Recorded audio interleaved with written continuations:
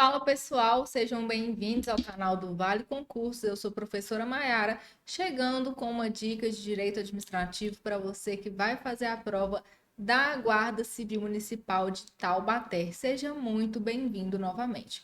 Se você ainda não se inscreveu no nosso canal, eu o convido a se inscrever e também a ativar essa notificação, esse sininho que fica logo aqui abaixo para você ser informado sempre que novos conteúdos forem disponibilizados aqui no nosso canal. Diariamente nós temos conteúdos voltados para quem busca aí a tão sonhada aprovação, o seu tão sonhado cargo público. Tudo bem? Então não perca tempo e já se inscreva. Bom, eu vim trazer para você uma dica na matéria de direito administrativo e nós vamos falar especificamente sobre poderes administrativos. Então, bora lá, né? Vamos começar aqui com o nosso tema de hoje, poderes administrativos, na tela para vocês, tá? O que são os poderes administrativos? Primeiro, eu quero dizer que os poderes administrativos ou os poderes da administração pública, eles não se confundem com aqueles poderes que são estruturais do Estado, tá? Então, a gente tem, né, no artigo 2º da nossa Constituição Federal, falando que são poderes da União independentes e harmônicos entre si, né, o legislativo, o executivo e o judiciário. Não são desses poderes que nós iremos falar hoje. Nós vamos falar das prerrogativas, tá? Os poderes, na verdade, eles são instrumentos, são prerrogativas das quais a administração pública se vale para alcançar, né, o interesse público, tá? Então não se confundem, né, com aqueles poderes do Estado, tá? Então aqui, né, quando a gente fala poderes, a doutrina e a jurisprudência, ela diz que na verdade não são meras faculdades, né? Porque essa ideia de poder dá uma intenção de ser uma faculdade. Na verdade, os poderes administrativos são poderes deveres, né? Porque são uma obrigação aí da administração pública. Eles são irrenunciáveis em razão de um princípio muito importante que nós temos, que é o princípio da indisponibilidade do interesse público. Então, a administração pública ela não pode, né, abrir mão ali do exercício desses poderes, deveres, porque o que se busca é o interesse público e ele é indisponível, tá? A gente tem esse princípio super importante no nosso ordenamento jurídico, que é o princípio da indisponibilidade do interesse público, beleza? Os poderes são exercidos de forma limitada. Por quê? Né? Tudo que é ilimitado dá aso, dá margem para abusos, né? Então, para que não haja abuso de poder, é que a lei ela vem delimitar qual é a margem, qual é a liberdade ali para o exercício desses poderes administrativos. E, obviamente, né, caso haja extrapolação, haverá responsabilização, seja por ação ou por omissão, tá certo? Então, nós temos a modalidade, né, abuso de poder, uso e abuso de poder, tá? Então, esses poderes, quando eles não são utilizados, né, de forma ponderada, com proporcionalidade, com razoabilidade, indo além dos limites que a lei estabeleceu, nós teremos aí o abuso de poder. Então, a doutrina, né, ela vai apontar aí como abuso de poder as situações em que a autoridade pública, ela vai agir além de sua competência para a prática do ato, ou ela vai agir com desvio de finalidade, buscando uma finalidade diversa do interesse público, como, por exemplo, buscando ali finalidades pessoais, tá? Então, a gente tem essa diferença entre o excesso de poder e o desvio de poder. Lembrando que o gênero, né, é o abuso de poder, que comporta duas espécies: o excesso de poder ou o desvio de poder. Pode aparecer na sua prova também com o nome de desvio de finalidade, tá? Que é a mesma coisa que desvio de poder. Então, o excesso de poder, ele vai ocorrer, né, quando a autoridade pública ela atua além dos limites de sua competência, ela está fora dos limites da sua competência para a prática de determinado ato administrativo. Então, todas as vezes, né, se a sua prova trouxer uma questão dizendo que determinada autoridade pública praticou um ato administrativo extrapolando os limites de sua competência, ela está incorrendo, tá, em abuso de poder na modalidade excesso de poder. Agora, se por outro lado, né, a autoridade ela pratica o ato dentro dos limites de sua competência, mas buscando uma finalidade diversa daquela que a lei prevê, nesse caso nós teremos o quê? O desvio de poder ou desvio de finalidade. Que é um exemplo para que fique elucidado aí o que seria esse desvio de poder ou desvio de finalidade.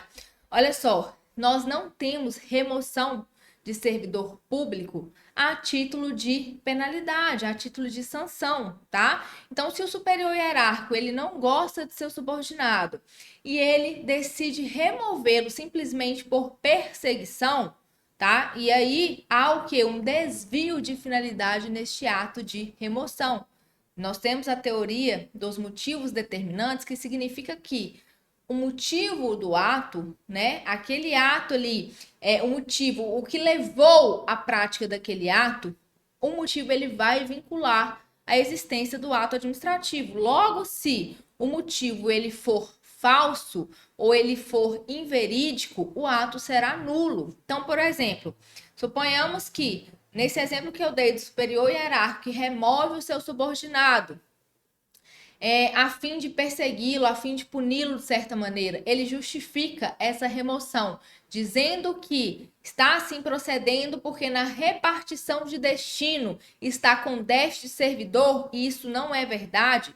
E esse servidor removido consegue demonstrar que para onde ele foi tem mais servidores do que de onde ele veio, ou seja, o motivo ele é falso, tá? Com base aí na teoria dos motivos determinantes, o ato tem que ser anulado e o ato de remoção do servidor tornado sem efeito, tá? Porque o motivo ele vai vincular a existência do ato administrativo. Beleza, pessoal? Então vamos continuar. Agora passando, né, propriamente aí para as espécies de poderes administrativos, nós temos o poder vinculado e o poder discricionário, que vai dizer respeito, né, ao grau de liberdade que é conferido, né, ao administrador público quando do exercício aí desses poderes. Então, o poder vinculado, ele vai prever ali uma situação em que a lei ela já traz de forma fechada, né? Ela não dá margem de liberdade para que o administrador público ele possa praticar determinado ato, ele possa exercer o poder, tá? Então a lei ela já vem ali estabelecendo os limites, não tem margem de liberdade, não tem valoração ali de conveniência e oportunidade.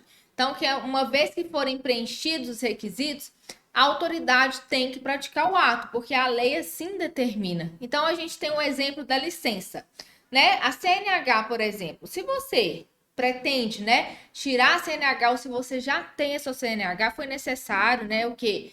Que você fizesse ali os exames que são exigidos, né, fazer as aulas de legislação de trânsito, depois fazer a prova de legislação de trânsito, aprovado, fazer as aulas práticas e depois fazer a prova prática, tá? Fazer o exame de rua. Se você logra êxito, né, consegue aprovação em todas as etapas para alcançar a habilitação, a administração pública ela não pode, ao final, simplesmente lhe negar o direito, né, de conseguir essa licença para dirigir. Se você cumprir os requisitos que são impostos, o ato é vinculado. A lei não deixa margem para que a administração pública avalie a oportunidade e a conveniência de lhe dar a CNH se você preencheu as condições que são exigidas, tá certo? Por outro lado, no poder discricionário, o que nós temos é uma margem de liberdade aí para o administrador público praticar o ato. Essa margem de liberdade, ela diz respeito à conveniência e à oportunidade da prática do ato administrativo. Então, a lei ela vai trazer ali os limites, né, dentro do qual o administrador público poderá transitar. Então, a gente tem um exemplo, dando aqui, né, um exemplo para elucidar aqui o que nós estamos falando acerca do poder discricionário, seria o caso da penalidade de suspensão de 30 a 90 dias. Suponhamos que para determinada falta funcional, o Estatuto do Servidor de um determinado estado preveja que, para aquela falta em específico, é prevista a sanção de suspensão de 30 a 90 dias. Vejam que há uma margem de liberdade. O administrador ele pode avaliar ali a conveniência e oportunidade para a prática do ato. Vai ser 30, vai ser 60, 50, 40. Então, há uma margem de liberdade. A liberdade não é total, porque a gente viu, né, que a lei ela vai delimitar esse espaço de liberdade, tá? Mas há uma margem de liberdade em relação à conveniência e oportunidade para a prática do ato administrativo, tá certo? Então, vamos continuar aqui, já passando para o poder hierárquico. Gente, o poder hierárquico é aquele poder que vai estruturar, que vai escalonar e hierarquizar, né, os quadros da administração pública, tá? Então, a questão da organização, a relação ali de hierarquia e de subordinação, ela está relacionada com o poder hierárquico. E ele traz ali, né, algumas faculdades, como, por exemplo, dar ordens, fiscalizar o cumprimento ali dos atos praticados pelos subordinados, rever esses atos, né, que foram aí praticados pelos subordinados, delegar e avocar funções e também, né, em relação à decorrência que nós temos do poder hierárquico é o poder disciplinar, tá? O poder disciplinar ele está aí ligado ao poder hierárquico, que é o poder de aplicar sanções, tá? Então, poder hierárquico é aquele que vai estruturar, que vai organizar ali os quadros da administração pública em relação, né, de hierarquia e de subordinação, tá certo? Esses dois institutos aqui, eles aparecem muito em prova pra gente, que é a delegação e a avocação de competências. E a gente precisa saber distingui-los, tá? Porque cai bastante em prova. A avocação, pessoal, ela tem a ver com o fato, né, de atribuições, tá? Que não sejam exclusivas de um subordinado. O superior hierárquico, ele traz para si essa atribuição em caráter temporário e de maneira excepcional, tá? Então, aqui nós temos o subordinado avocando para si uma competência que inicialmente era, né, o superior hierárquico abocando para si uma competência que inicialmente era de seu subordinado. Então, né, se eu sou chefe do Joãozinho, tá? Eu sou a chefe do Joãozinho, eu vou avocar, vou trazer para mim, tá? O exercício de uma atribuição do Joãozinho de forma temporária, tá? Em caráter excepcional. E desde que essa competência não seja exclusiva do Joãozinho. Por quê? Se é uma competência exclusiva, somente ele é quem poderá praticar o ato, tá? Então tem que ser uma competência não exclusiva. E aí o superior traz para si essa atribuição de forma temporária e excepcional. A delegação, por sua vez, ela pode ocorrer em âmbito de mesma hierarquia, então eu pego, tá, uma atribuição minha e delego para alguém de mesma hierarquia que eu, ou eu pego essa atribuição e delego para um subordinado meu. Então, viram a diferença da delegação para a avocação? Enquanto na avocação eu trago para mim uma atribuição que inicialmente é do meu subordinado, na delegação eu pego a minha atribuição, também não pode ser, tá? Uma competência exclusiva. Eu pego ali a minha atribuição e passo, delego para alguém de mesma hierarquia que eu ou para alguém subordinado. Então, a avocação, ela só ocorre, né, do superior para o subordinado. A delegação, por sua vez, ela vai ocorrer no âmbito de mesma hierarquia ou no âmbito do superior, delegando ali uma atribuição sua para o seu subordinado. Então, ficou claro, pessoal?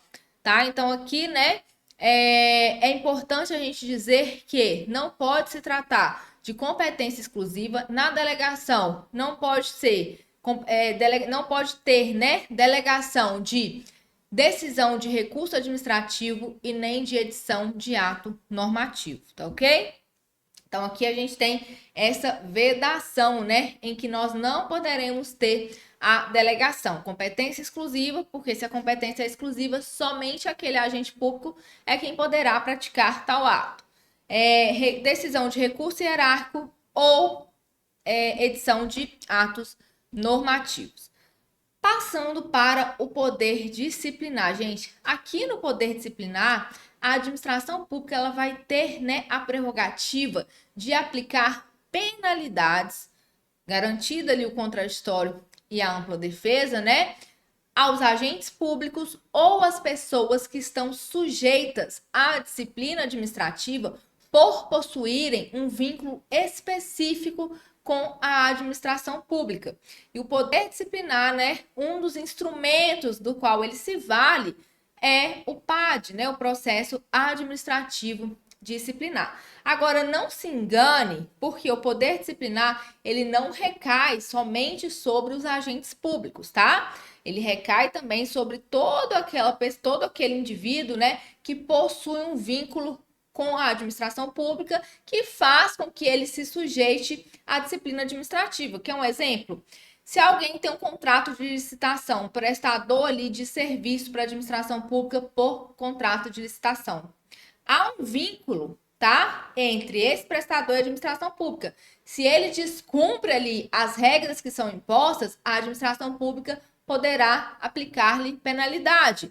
O aluno de uma escola pública, tá? O aluno de uma escola pública, ele pode ser suspenso, ele pode até mesmo ser o quê? Expulso, né? Caso ele não obedeça ali aos regramentos, tá? Então, o preso que é mantido sob custódia, nós temos as faltas que são previstas, né? Falta grave, falta leve, falta média, tá? Isso também é fruto do poder disciplinar. Então, ele é aplicável aos agentes públicos, mas também aos particulares que possuem ali relações jurídicas especiais com a administração pública, que faz com que essas pessoas estejam sujeitas, né, à disciplina administrativa. Então, não é somente, né, sobre os agentes públicos que esse poder disciplinar irá recair.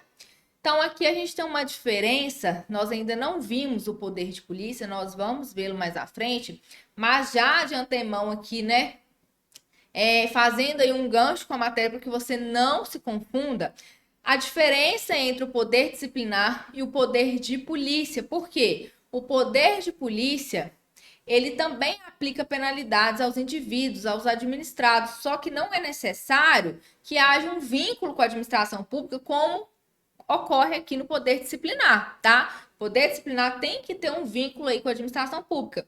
Uma forma de punição aí do poder de polícia que todo mundo conhece é a multa de trânsito. Então, não é necessário que a pessoa ela tenha qualquer tipo de vínculo com a administração pública. Simplesmente, se ela descumpre as regras de trânsito, ela pode estar aí sujeita, né, à penalidade de trânsito, tá certo?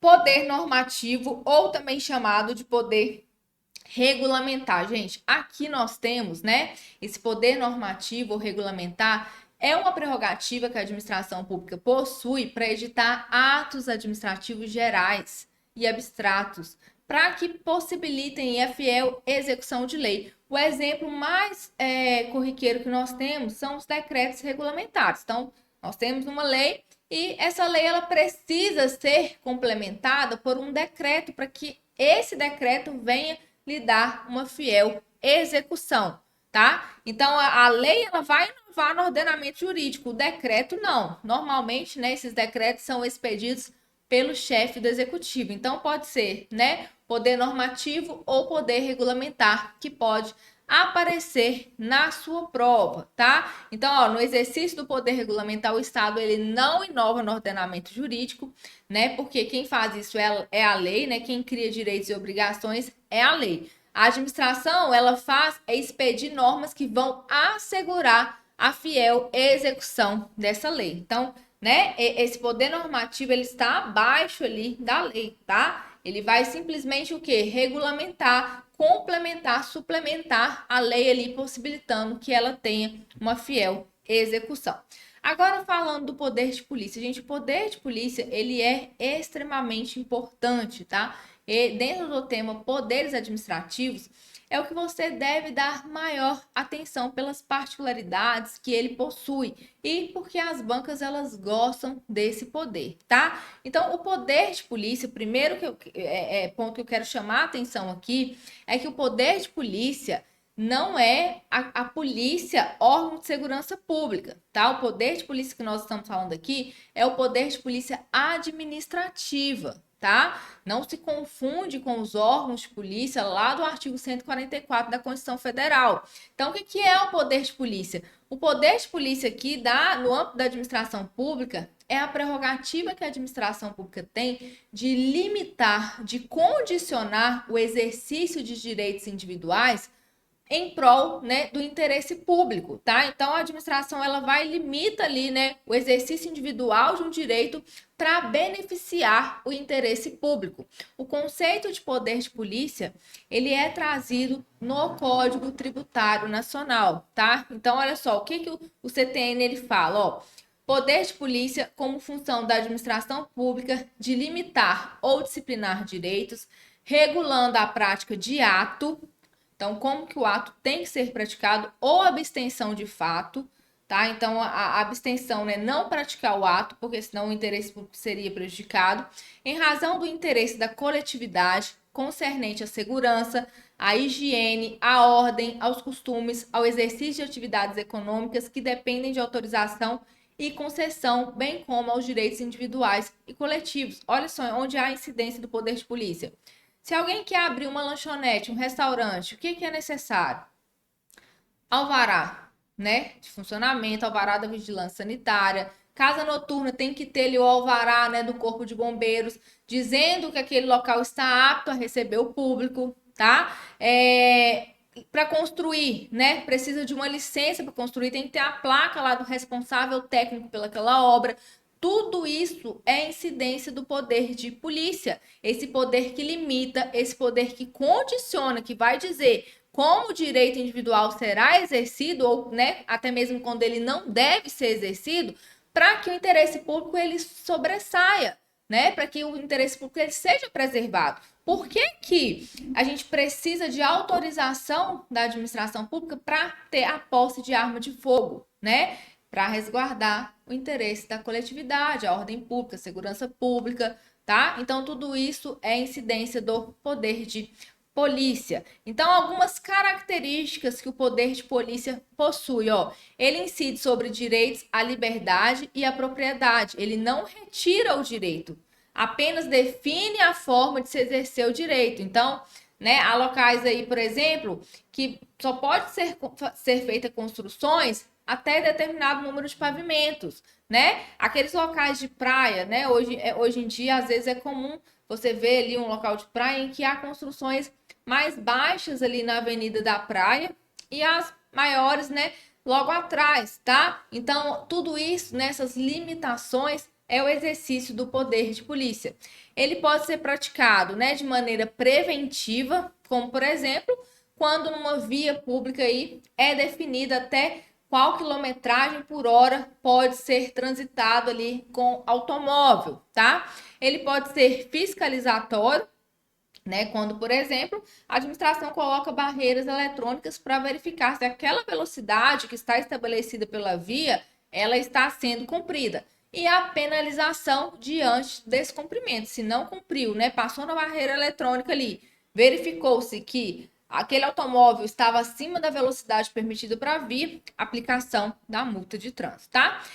Nós temos os chamados ciclos do poder de polícia. Isso aqui, pessoal, é extremamente cobrado em prova. Então, eu sugiro, tá? Fortemente que você dê uma atenção especial aqui para os ciclos de polícia. São 4 ciclos, tá? A ordem de polícia, que é a lei que vai determinar, que vai estabelecer a restrição ou condicionamento do direito, né, individual em prol do interesse público.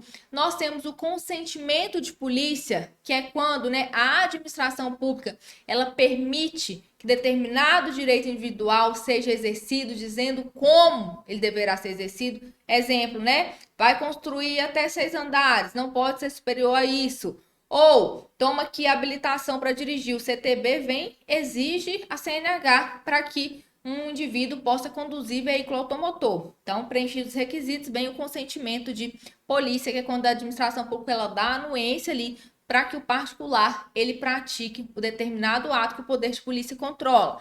A fiscalização de polícia, que é verificar se as condições que são impostas, né, para que aquele indivíduo ele continue ele exercendo determinado direito, estão sendo cumpridas. Então, por exemplo, se uma pessoa ela comete várias infrações de trânsito, ela perde uma quantidade X de número na carteira, ela pode ter a sua CNH suspensa ou cassada, tá? Então, temos aí a fiscalização e, por fim, a sanção de polícia. Descumpridas as condições, os requisitos impostos pela administração pública, nós teremos aplicação aí de penalidades. Esses são os 4 ciclos do poder de polícia que são extremamente importantes para a sua prova, tá? Então aqui, ó, ordem de polícia, né? É a lei, como eu disse, que vai estabelecer ali a limitação ao direito. Consentimento de polícia, a anuência da administração pública para que o particular ele possa exercer, né, determinado direito. A fiscalização de polícia, verificando se as condições, né, impostas pelo poder de polícia estão sendo cumpridas e caso não estejam, nós temos a sanção de polícia, que é a aplicação de penalidades, tá? Agora, diferente dos ciclos, e peço que vocês não se confundam com estes, nós temos os atributos do poder de polícia, que na verdade são características que o poder de polícia possui, tá? Então, o poder de polícia, ele é discricionário, ele tem discricionariedade. Em regra, tá? Em regra, a administração pública, ela tem ali conveniência e oportunidade, ela tem uma margem de liberdade para que o poder de polícia ele seja exercido, tá? Então, é uma margem de liberdade ali, né, em relação à conveniência e oportunidade para que o poder de polícia ele seja exercido. Por que eu disse em regra? Porque há situações em que o poder de polícia ele vai ser vinculado. Vou dar 2 exemplos para vocês. A licença, né? A licença, embora haja incidência do poder de polícia, ela é vinculada. Uma vez que preenchidos os requisitos, a administração pública ela não pode analisar a conveniência e oportunidade para conceder licença. Então, se alguém cumpre os requisitos para obter CNH, né, a administração não pode lhe negar esse direito. Se alguém cumpre os requisitos para ter a licença para construir, tem um responsável técnico direitinho, né, a administração também tem que conferir essa licença. Só que, por outro lado, a autorização é discricionária. Então, se alguém quer ter autorização para ter a posse de uma arma de fogo no seu estabelecimento comercial, do qual ele é responsável, ou em sua residência, a pessoa pode ir lá, pode cumprir todos os requisitos que são exigidos pela administração, pela lei, né? Ela pode fazer ali o psicotécnico, fazer as aulas de tiro, e ao final, a administração se negar a conceder essa autorização. Por quê? Ela vai avaliar a conveniência e a oportunidade. Então, lembrem-se, em regra, o poder de polícia ele é discricionário, mas nós temos exceções vinculadas, como, por exemplo, a licença, que é a mais cobrada quando cobra a exceção da discricionariedade, tá bom? Outra característica é a autoexecutoriedade. Gente, a autoexecutoriedade significa que o poder de polícia, né, a administração, ela vai lá e executa os atos do poder de polícia sem que seja necessário pedir autorização ao poder judiciário. Então, por exemplo, se um supermercado ele está vendendo mercadorias vencidas, a administração, né, os fiscais da vigilância podem ir até esse estabelecimento e recolher, tá, todas essas mercadorias vencidas, sem que para isso seja necessário pedir permissão ao poder judiciário. Ou se um restaurante está descumprindo normas sanitárias, normas de higiene, comprometendo a saúde pública, esse restaurante ele pode ser interditado, tá? Ter as suas atividades suspensas ali, sem que seja necessário pedir autorização ao Poder Judiciário. Então, essa é a característica, né, o atributo da autoexecutoriedade. E, por fim, nós temos a característica da coercibilidade. O que isso significa? Significa que os atos do poder de polícia, eles são impostos pela administração pública aos administrados sem que haja necessidade da concordância, da anuência desses administrados. A administração não está se preocupando se o particular concorda ou não, tá, com aquele ato do poder de polícia. Simplesmente ela impõe. Então, exemplo, né?